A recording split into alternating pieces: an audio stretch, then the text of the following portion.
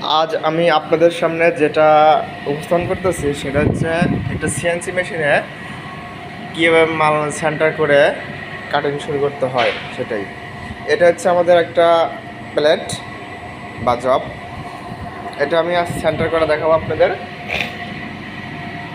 এটা হচ্ছে machine, CNC machine, সিনটেক controller.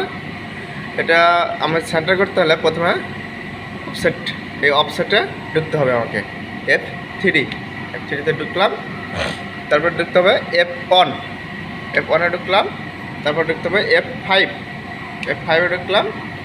তারপর আমাদের এখানে যেটা শো করতেছে ডিসপ্লেটা, এটা হচ্ছে অফসাইডের ডিসপ্লে, হ্যাঁ, অফসেট। এই অফসেটটা করতে হবে।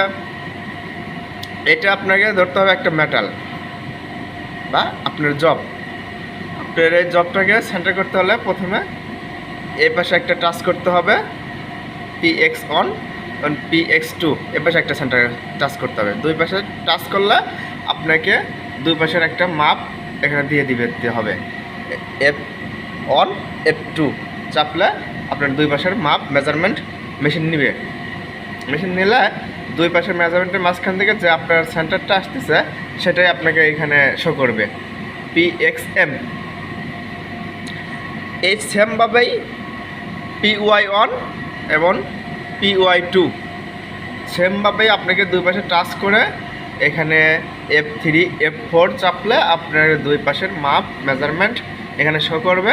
এবং এই দুইটার যে সেন্টার দেখাবে PYM, এখানে দুইটার সেন্টারটা দেখাবে। এই দুইটা শো করলে আপনাকে এই সেম মেজারমেন্টটাই আপনার এখানে শো করবে।